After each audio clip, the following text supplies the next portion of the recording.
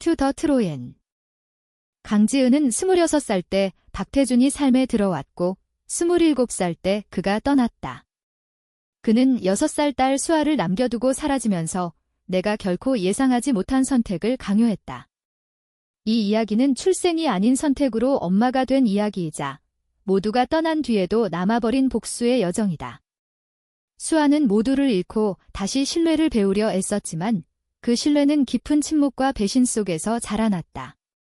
춤이 말이 실패할 때 우리의 첫 언어가 되었고 부서진 조각으로 가족을 만들었으며 때로는 가장 깊은 사랑이 로맨틱한 것이 아니라 가장 힘든 순간에도 남아있는 선택이라는 사실을 깨달았다.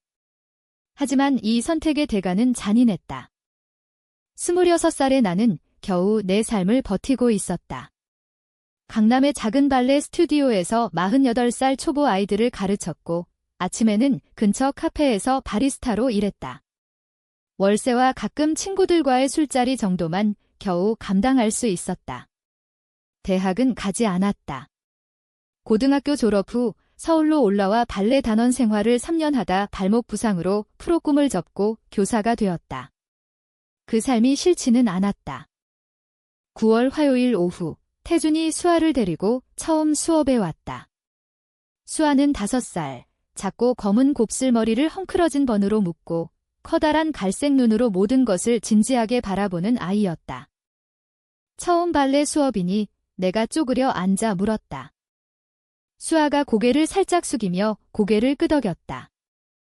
긴장돼. 또 고개 끄덕임. 괜찮아. 처음이라 누구나 그래? 재미있을 거야. 음악 좋아해? 내 수아가 작게 대답했다. 발레는 그냥 음악에 맞춰 움직이는 거야? 좀 더 우아하게 노는 거지? 수아의 아버지 태준이 앞으로 나섰다. 키 크고 관자놀이에 희끗희끗한 검은 머리, 쉽게 웃을 것 같은 얼굴이었지만 지금은 웃지 않았다. 눈빛에 피곤함과 슬픔이 스며 있었다.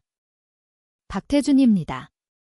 수아가 발레를 하고 싶다고 해서 스케줄 맞는 곳을 겨우 찾았어요. 수업이 끝난 뒤 수아는 웃었다. 다음 주에도 올 수 있어요? 물론이지. 다음 화요일에 보자, 수아야. 그 후 몇 주 동안 태준과 수아는 15분 일찍 왔다. 어느 날 수업 후 태준이 조심스럽게 물었다. 커피 한 잔 하실래요? 선생님으로서가 아니라 그냥 어른으로요. 나는 받아들였다. 3일 뒤 커피숍에서 그는 건축사무소에서 일한다고 4년 전 서울로 올라왔고 아내 혜린이 수아를 낳다 산고로 죽었다고 말했다. 혜린이는 수아를 한 번도 안아보지 못했어요. 합병증이었죠. 수아는 살렸지만 그는 커피를 저으며 말없이 바라보았다. 혼자 키우는 게 쉽지 않겠네요.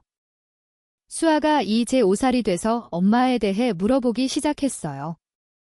친구들은 다 있는데 왜 자신만 없냐고 어떻게 대답해야 할지 모르겠어요. 진실을 말하세요. 엄마가 당신을 정말 사랑했다고. 때로는 가장 사랑하는 사람이 너무 일찍 떠나가는 건 불공평하지만 그게 사랑이 없다는 뜻은 아니라고. 그 말이 그에게 위로가 된 것 같았다. 우리는 천천히 데이트를 시작했다. 커피 저녁 주말 데이트. 자연스럽게 수아와도 시간을 보냈다.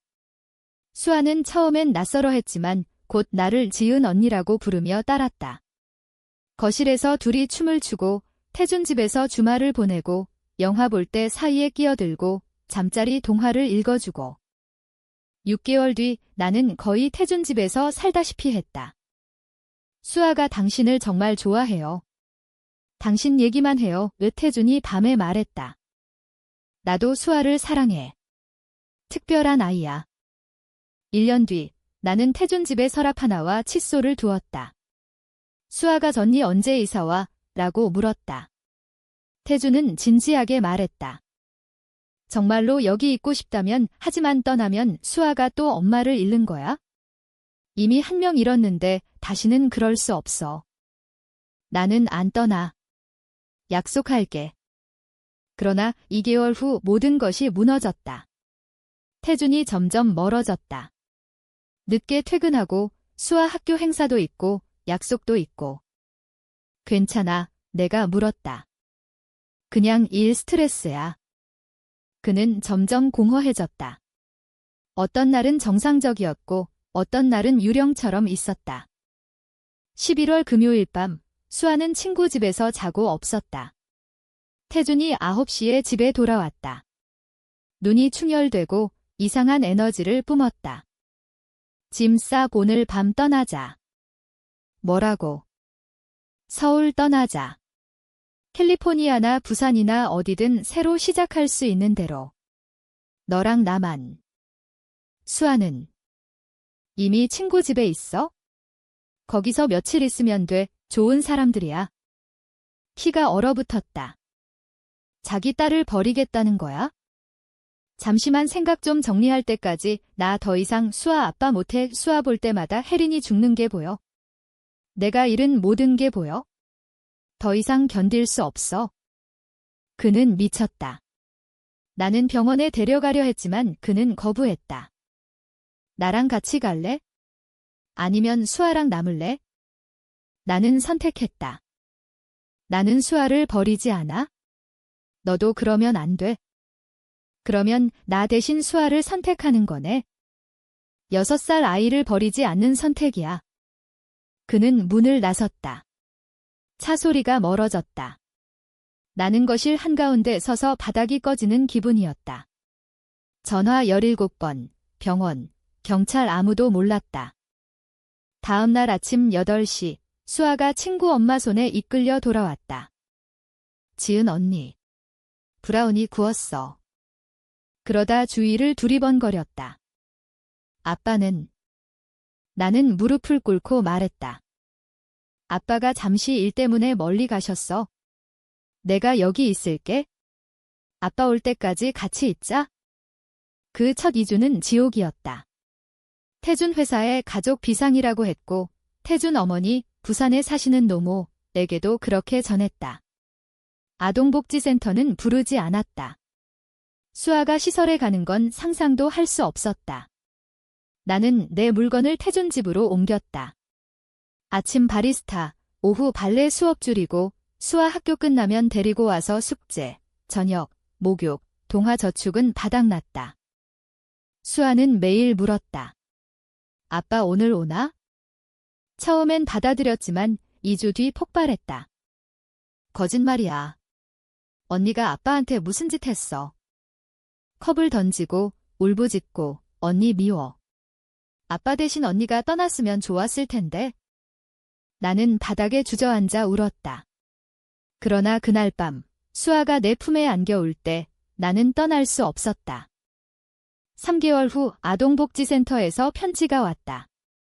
누군가 신고했다. 법적 보호자가 아닌 사람이 아이를 키우고 아버지는 실종이라고. 나는 이 변호사를 찾아갔다. 복잡합니다. 혈연도 아니고 혼인신고도 안 했고 입양도 없어요. 법적으로는 그냥 동거인일 뿐이에요.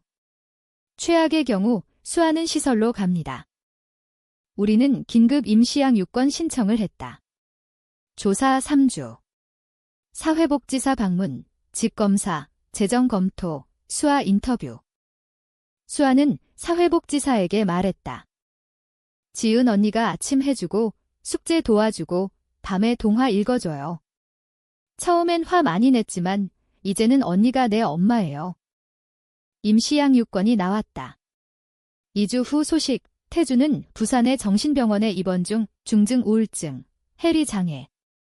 스스로 입원 서류에 서명했고 동시에 친권 포기 서류도 제출했다. 나는 좋은 아빠가 될 수 없다. 수아가 나 없이 더 잘 살 것이다. 법원 심판에서 판사는 냉정했다. 강지은 씨, 28살, 2개 직업, 대학 학위 없음, 가족 지지망 없음, 육아 경험 없음. 왜 당신이 이 아이를 키워야 합니까? 나는 숨을 깊게 들이마셨다. 아버지가 떠난 뒤로 이 아이를 돌봐온 건 저예요. 화내고, 울부짖고, 미워라고 소리칠 때도, 지쳐서 쓰러질 때도 저는 남았어요. 앞으로도 남을 거예요. 수아는 이제 제 아이예요. 매일 두려워도 모르더라도 나타날게요. 판사는 수아를 따로 불렀다.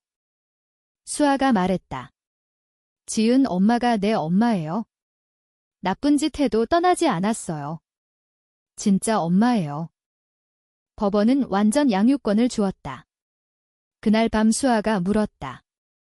이제 엄마라고 불러도 돼? 정말로. 응, 엄마는 남아준 사람이니까. 그 후 10년. 돈은 항상 빠듯했다. 어린이집, 학원, 식비 나는 거의 쉬지 않고 일했다. 그러나 우리에게는 춤이 있었다. 수아가 슬프거나 화나거나 혼란스러울 때 우리는 아무 말 없이 춤을 췄다. 몸으로 아픔을 풀었다. 수아가 8살 때 덤마라고 자연스럽게 불렀다. 10살 때 아빠에 대한 질문을 멈췄다. 12살 때 첫 사춘기 반항, 엄마가 뭐든지 다 아는 척하지 마. 14살 밤, 수아가 물었다. 아빠는 나를 한 번이라도 생각할까? 매일 생각할 거야. 하지만 아프고 약해서 떠난 거지, 너 때문이 아니야. 엄마는 아빠를 미워해? 미워했어. 아직도 조금은. 하지만 너를 만나게 해준 사람이니까 후회는 안 해. 16살, 우리는 강남의 작은 발레 스튜디오를 열었다. 수아가 주말에 어린이 반을 도왔다. 17살, 지역대회에서 수아의 솔로 공연 날, 나는 무대 뒤에서 그를 보았다. 태준이었다. 오더토리엄 가장 뒤, 기둥 뒤에 숨어서. 9년 만이었다. 머리는 더 세고, 주름이 깊었지만 눈빛은 한결 나아 보였다. 나는 뒤로 돌아가 그에게 다가갔다. 여기서 뭐 해? 수아를 보러 왔어. 12살 때부터 경기 있을 때마다 와, 보이지 않게? 그의 목소리는 떨렸다. 왜 이제 나타나? 왜 9년이나 숨어서만 봤어? 미안해. 아직 충분히 강하지 않아. 약물 복용하고 상담받고 감독 시설에서 살아. 기능은 하지만 아버지가 될 만큼은 아니야. 그럼 왜 왔어? 보고 싶어서. 수아가 괜찮은지 확인하고 싶어서. 그게 다야? 10년 동안 수아가 올 때, 아빠 찾을 때, 아빠는 왜 떠났어? 물을 때 당신은 기둥 뒤에서 지켜보고만 있었어. 그의 얼굴이 일그러졌다. 수아는 이제 나를 원하지 않을 거야? 그건 수아가 결정할 일이지. 당신이 결정할 일이 아니야. 그날 수아 공연이 끝난 뒤 나는 태준을 데리고 집으로 갔다. 수아가 거실에 앉아 있었다. 수아야, 내 아빠가 왔어. 수아는 한참 동안 그를 바라보았다. 그러다 차갑게 말했다. 아빠가 아니에요? 내 아빠는 10년 전에 죽었어요. 엄마가 남아졌을 때요? 태준이 무릎을 꿇었다. 미안해, 정말 미안해, 수아야. 수아는 눈물 한 방울 흘리지 않고 말했다. 미안하다는 말, 10년 늦었어요. 이제 필요 없어요. 나한테 아빠는 엄마 하나예요. 떠나주세요. 태준은 무너졌다. 그는 집을 나섰고 그 후 다시는 나타나지 않았다. 나는 수아를 안았다. 잘했어. 수아가 속삭였다. 엄마, 나 진짜로 미워하는 건 아니야? 그냥 너무 아파서 그 아픔을 그 사람한테 돌려주고 싶었어. 10년의 침묵, 10년의 고통, 10년의 사랑. 그리고 마침내 완성된 복수. 그것은 칼이 아니라 사랑으로 키운 아이가 아버지를 거부하는 말 한마디였다. 그리고 그 대가로 우리도 영원히 아물지 않는 상처를 안았다. 그게 내가 선택한 길이었다. 그리고 후회하지 않는다.